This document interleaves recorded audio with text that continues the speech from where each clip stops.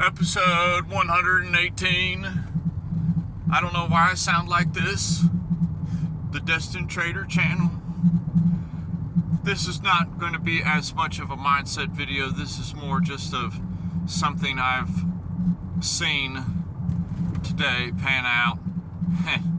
It tickles me. It tickles me so to see certain movements in the market, you know.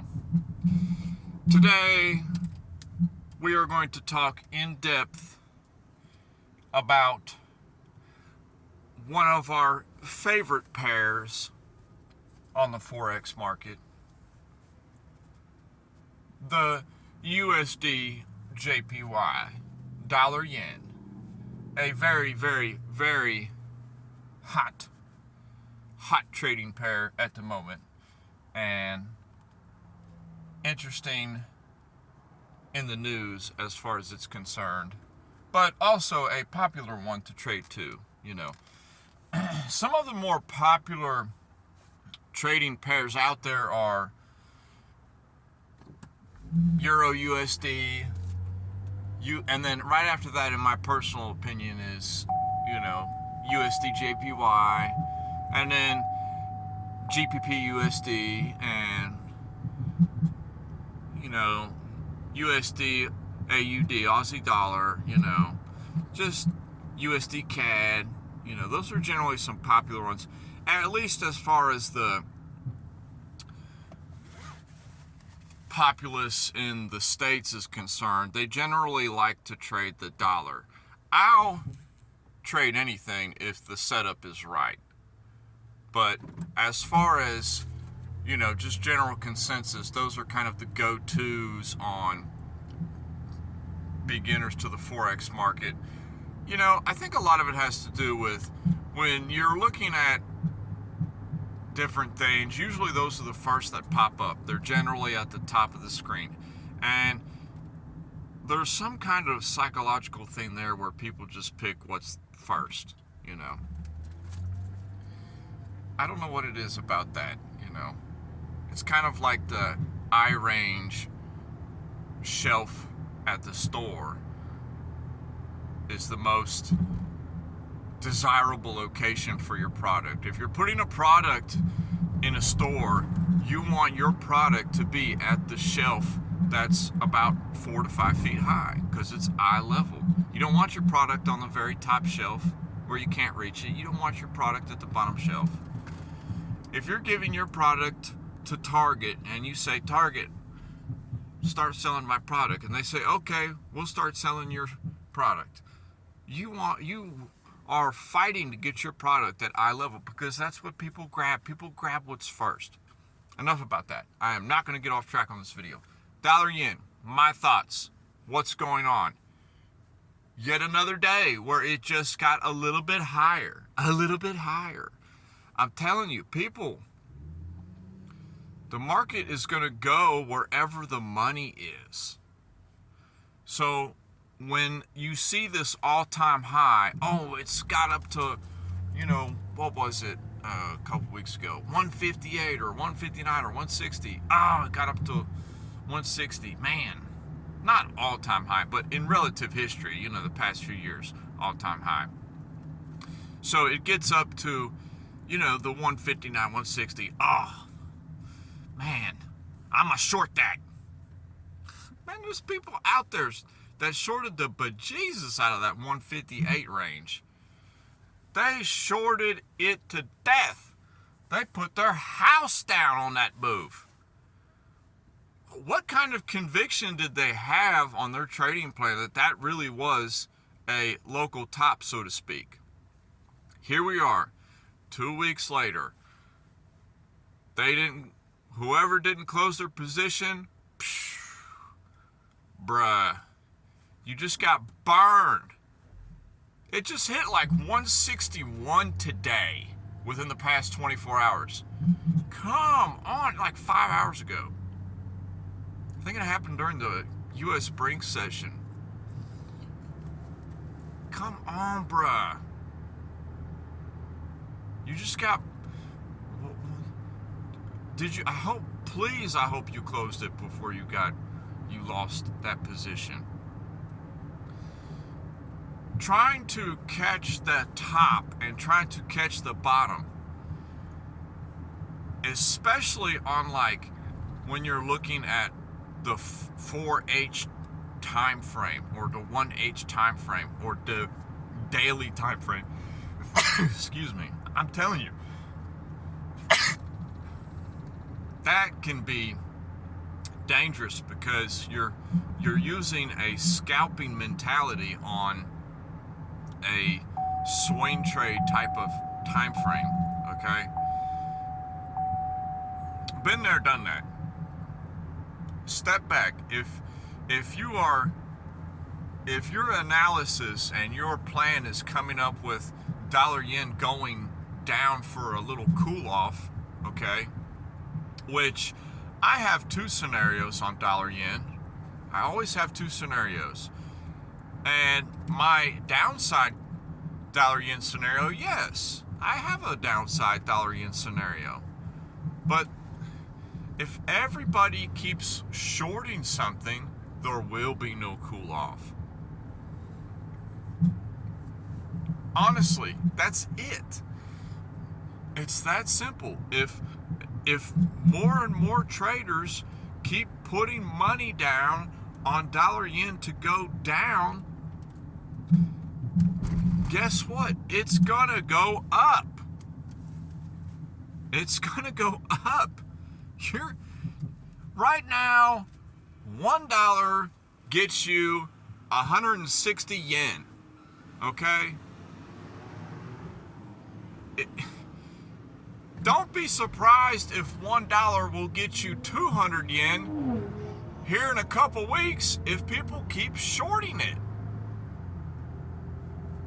It all depends on the amount of money. Vice versa. If people just start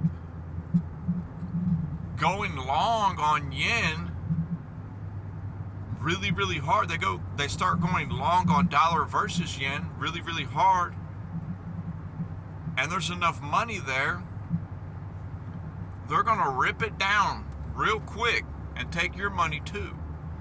So what do I do, man? What do I do? I don't know what you're gonna do.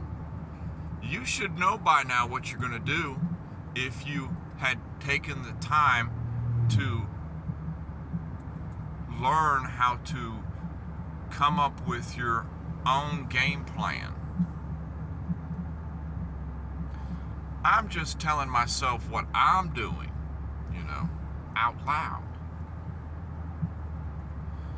I do see some things that give those telltale signs of a cool off, for people that swear by divergences. You're seeing some of that now.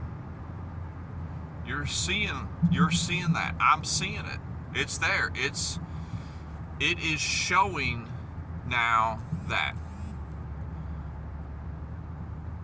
But do you know some of the nuances of divergences for your traders out there? I've talked about this in the past too. Just because you see the first sign of a divergence on whatever time frame you're looking at, okay, it does not mean that it cannot do that again and do it again and do it again, and it can keep making divergence after divergence after divergence. Okay? I need to come up with a term on that. Anybody that's listening that knows what I'm talking about, there has to be a term for that. I've yet to encounter a term for that. Even some of the greats, when I hear them talk, they just say, it just make another one after another one. There should be I'll think on that, on coming up with my own personal term for that. Because that is a particular move in the market, and it's a particular technical aspect that should really have its own term, so to speak. Just another food for thought. But dollar yen, okay, $1.60, great. Or 160, okay, now what? Okay, you see it got up to like 161 and then it ripped back down. Okay, are you short right now? Okay, you're short right now, great. Okay, good. You caught the top. Oh, congrats on you. You shorted 161. High 160s. Man, you really caught, you were in the market at the right time. You caught the move. Maybe it will go down for a cool down. Maybe you'll get paid, man. Maybe it'll go back down to 140 or something. You never know. Hell, it could go back down to 110. You never know.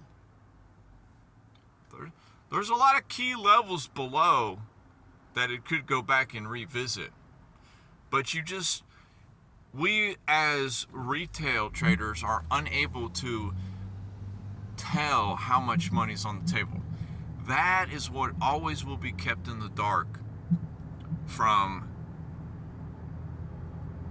most traders, is the actual amount of money.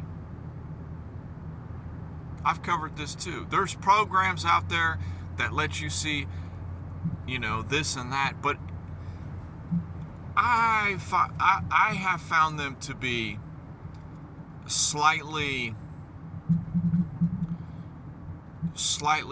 uninformative, honestly. It's just my personal opinion. A lot of people, they go by them, but the only people that can truly see how much money is really on the table is the facilitator. That's it. They're the ones who can see everybody's order. They're the one who can see how much money is out there. And just because somebody has a stop on there, or just because somebody has a liquidation point on there, that's irrelevant, because big money tends to pull, they tend to just pull their position off before it ever reaches that. I personally know several people that they pull their position off before it even reaches their stop. So the market knows this, and the market wants to keep people enticed to keep their money at play. Why do you think things move so fast at certain times? It's to catch certain positions off guard. Haha, you think I'm crazy? Okay, there's this multi-million-dollar, let's say there's this multi-million-dollar firm that trades dollar-yen on a weekly basis, okay? And the algorithm follows their trades, okay? You're telling me that the facilitator of the market doesn't know when that trader is not paying attention? Yeah, they know. They know when they're at the desk. They know when they're not at the desk. Believe me, they know this information. You get big enough, they know what you're doing. Even when you're not that big, the program still knows what you're doing. I say that, but they know when you're online. They know when your account is open and you're actively on your account. I'm telling you. You see it happen all the time. I've seen it happen. One of my little tricks I have too is, especially when I was scalping, I would just leave my program on and running and logged in. I'm on. I'm not even home, but it's logged in. I'm active. They don't know when I'm logged in and off. Random times I'll be on the market. I'll be at the market any time of the day. And I have a very random schedule. I generally don't sleep 8 hours a night. I could be up all night one night, sleep all day the next. I could be up all day one day, sleep all night the next. Up for 2 hours, take a nap for an hour, up for 4 hours, take a nap for 4 hours. I live a very interesting schedule myself, so I generally don't have to worry about that. One, I'm not big enough for the market to worry about me, but that happens, and I'm getting off track again, rambling. But we love my rambling. So dollar yen, don't be surprised if it goes even higher from here. Oh, today was the top, 160, 161, great. Okay, we're going down now, I'm short. It might tease you today and then tomorrow rip back up to 173. But I'm telling you, it all depends on how much money's got put down today. It didn't seem that aggressive to me when it was leaving the 161. I'll be honest with you. Just looking at it on the hourly time frame, it did not look that aggressive to me. A lot of times when we do make a local top or a local bottom, so to speak, it is vicious and quick because they don't want people to catch on that that's what it is. It happens fast, within seconds, within minutes. Rip up to that point and leave it. Come right back down. So that way there is a huge gap in price that people put their orders, and they never get filled because price is already gone. It's already left the train station. So it just didn't seem that aggressive to me, you know. As tempting as it be, there could be a potential long scalp. Long? What? On dollar yen right now? It just made a high. That's exactly some of the best times to have those long scalps, because when everybody thinks it's a high, a few hours later, boop, nope, there's another high. It all depends on what's happening on the lower time frames right now. That's what I would be looking at. But hence, enough about dollar yen. It's just interesting to see it get up to the 161 area. Oh man, I'm telling you, that 148, 150 area really was looking juicy. And yet here we are, several months later, 160. Looking even better, isn't it? See how the market just teases you, makes you think you're at a high, and then when you patient and wait, you have even a better opportunity.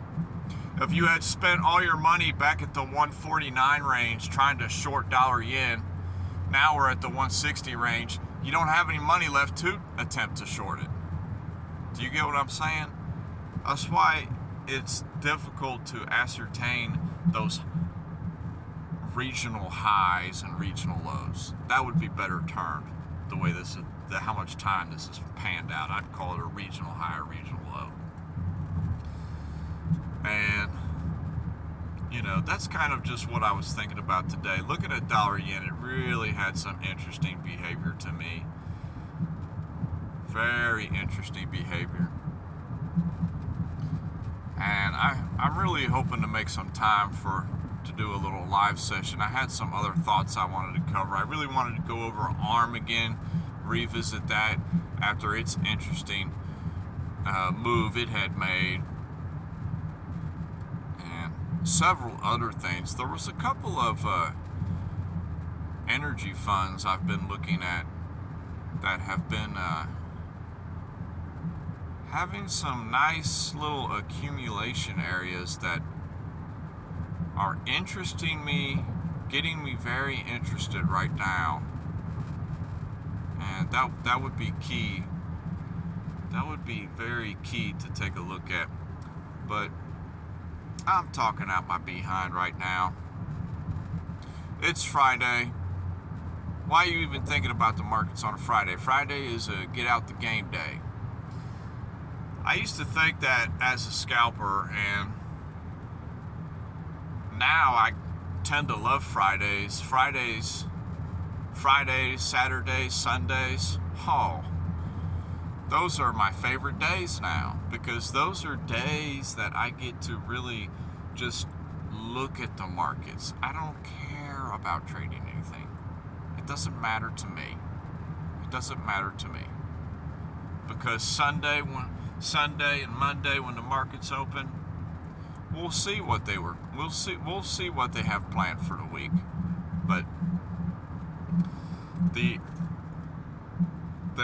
end of the week is kind of, for me, it's a time to recollect on the past, recollect on what's happened this past week, you know. look forward to the following week. I'm getting a little pumped up for next week. I've got a lot of work to do at my job that I work, and it's going to be a pretty busy week next week, as this week has been. So I'm going to do my best to make time. I'm not going to do my best. I am going to make time to keep putting my personal thoughts out on the market. I am going to do a little live stream. I enjoy it, you know. Some of the people that I have followed in the past and have been my personal mentors, I really value the fact that they are willing to always put themselves out there. And the YouTube space is brutal. It is brutal. But you have to just put it out there. You just put it out there. I found out early on in my career that I love discussing this subject matter. I love the discussion. And being that I love the discussion, I needed to have my own forum to discuss my personal opinion and discuss my things. I don't want to take up someone's time, someone else's time, for example. And that's just how it goes, People that I love and admire, I don't want to get on their, I don't want to take up their time, so to speak. And I found myself doing that at times. And it really had me pull myself back in and recollect, oh man, you just need your own little platform just to discuss things, because that's pretty kind of rude of you to be, so outspoken and hogging up the whole forum and chat, I was that guy. Believe it or not, I was that guy. It was slightly cringe, Slightly cringe. I was a little bit rude at that. So this is a much better avenue for me to let my thoughts out and things is on the YouTube space. Much better avenue. It's much healthier. It will open myself up to discussions with people better, because up front, everything I have on my mind is already out. And then what do I have? Anybody that wants to discuss, I can discuss with them. We can talk. I love it, because I've already said my piece. So other people have time to discuss what thoughts on their mind, if that makes sense. It's like I'm offering a venue, so to speak, an open discussion. But peace and love, happy Friday, and I will talk to everybody later.